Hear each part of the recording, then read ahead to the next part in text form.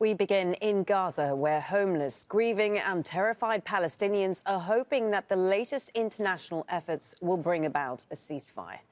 The political leader of Hamas Ismail Haniyeh is expected in the Egyptian capital, Cairo, to review a proposal that was put forward in Paris over the weekend. A temporary halt in fighting could allow for more aid deliveries into Gaza, while more Israeli captives could be released in exchange for Palestinian prisoners. On the ground, though, there's been no let-up in fighting. Rescue efforts are ongoing after another night of Israeli bombardments across the Strip. In a moment, we'll go to Rory Challands. He's in occupied East Jerusalem for us to get Israeli reaction on proposals for a ceasefire. First, let's go live to Hani Mahmoud. He's in Rafah in southern Gaza. Hani, has news of possible ceasefire agreement reached where you are? What are people saying about it?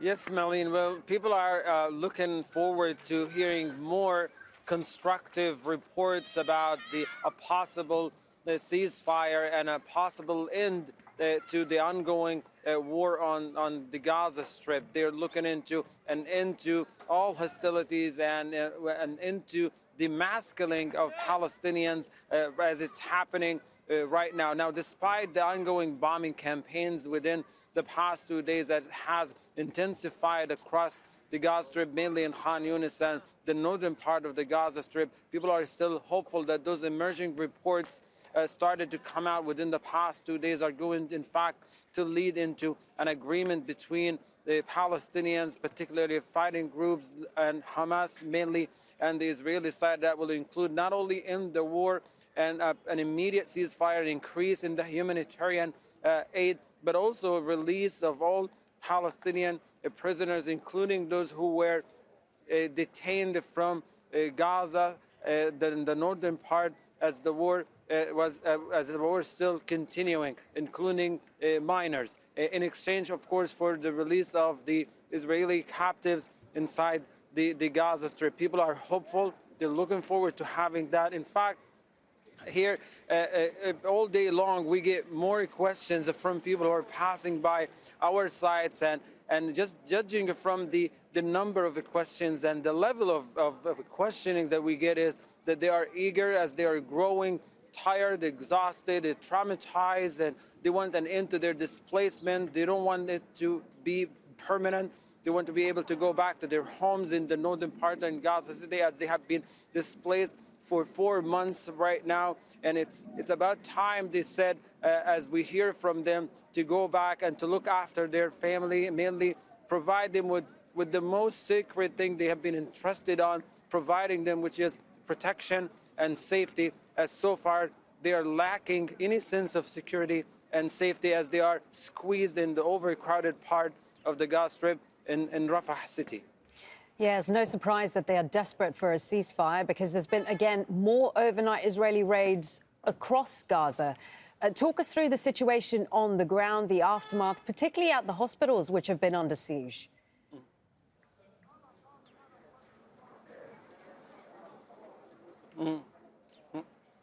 Yes, well, that's exactly the torture before death, and that's what people have been frustrated about, despite the talks and the emerging reports about a possible deal between the Palestinians and the Israeli side. It's just the seeing more intense bombing campaign, and particularly around the city of Khan Yunis and around vicinity of hospitals. For the third time, Al-Amal Hospital has been stormed by the Israeli military.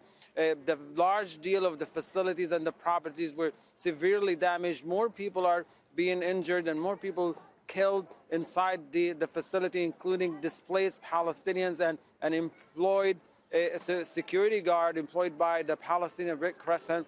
The hospital, in a statement, said that they're dealing with at least more than 10 critically injured, displaced Palestinians inside the facility, including since the past 12 hours, almost 12 people were killed inside the facility. The situations around Nasser Hospital are no different. There is more fighting going on, more bombing to the vicinity of the hospital and its facilities. The courtyard is mainly taken over by attack drones, quadcopters that are preventing any movements inside the hospital. In addition, the fact that it's an intense fighting. Most of the medical staff has already left the hospital. So we're talking about large number of injuries of people inside the facility, but a small and insufficient number of medical staff that is unable to provide any sufficient medical attention whatsoever. In the central area, also reports of more residential buildings have been targeted in Al-Nusayrat and Al-Bureij camp. And this is the pattern we've been seeing since the beginning of the war.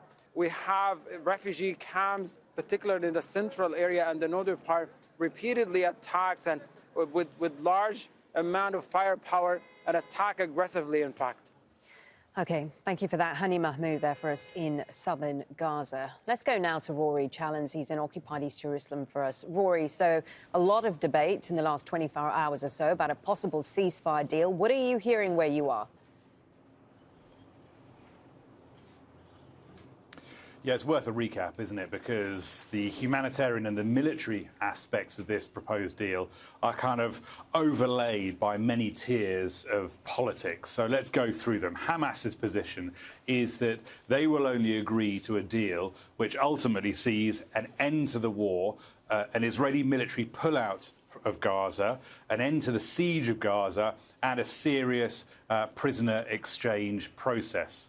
Benjamin Netanyahu says that he won't agree to a deal that ends the war. So the war, from his perspective, will go on. The Israeli military will stay in Gaza. And as he puts it, they will not release thousands of terrorists.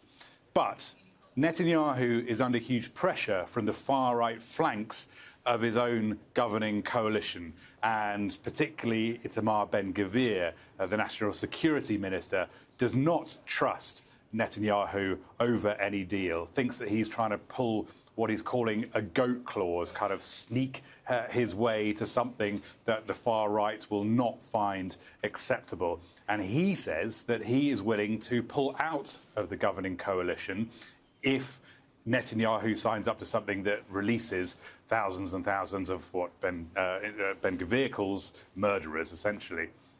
So, into all of this wades Yair Lapid, the opposition leader, main opposition leader, who says that he is willing to offer Netanyahu a safety net, not to save Netanyahu himself, but to save the captives. He believes that it's the captives that should be kept at the top of everyone's agenda here, and that's the most important thing, getting those captives out of Gaza. Everyone here is setting their red lines. Everyone is talking to their own particular audiences. There is no easy solution. And as we go forward, if we get to a deal, it's likely that many of these red lines are going to be quietly forgotten. If this is anything like the previous deal back in the autumn of last year, then we might not find out the details of it until very late in the day, possibly only once the actual exchanges and the ceasefire has begun, because nothing is really written in stone yet. Indeed.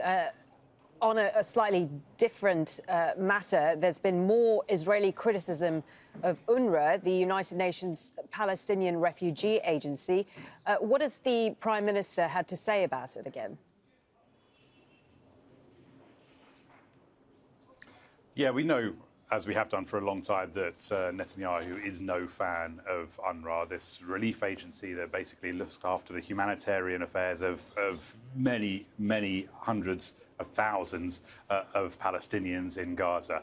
There has been this campaign against UNRWA, the release of information showing that UNRWA employees, as the Israelis say, were members of, or at least assisting in the Hamas attacks of October the 7th.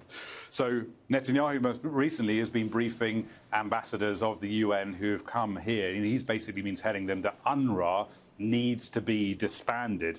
He says that the mission has to end, UNRWA's mission. He says that UNRWA is self-perpetuating, i.e. it keeps alive the Palestinian refugee issue, therefore meaning that the agency that looks after Palestinian refugees is essential. He says that UNRWA has helped South Africa in its case against Israel at the International Court of Justice. And as we hear now from Netanyahu in this particular soundbite, he's also saying that UNRWA itself has been riddled essentially with Hamas. There are other agencies in the UN, there are other agencies in the world. They have to replace UNRWA. UNRWA is totally infiltrated with Hamas.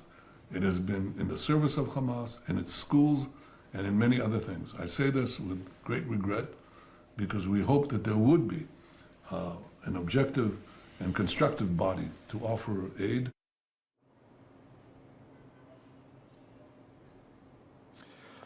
But Netanyahu is not just reserving criticism for UNRWA, he's also criticising the entirety of the UN, which he thinks has been unfair in its treatment of Israel. He says that there are parts of the world, he names Iran and Yemen, where there is, as he puts it, savagery and aggression, and that therefore the UN's dealing with Israel and its issues with the Palestinian territories is biased. OK, thank you for that. Rory Challands there for us in occupied East Jerusalem.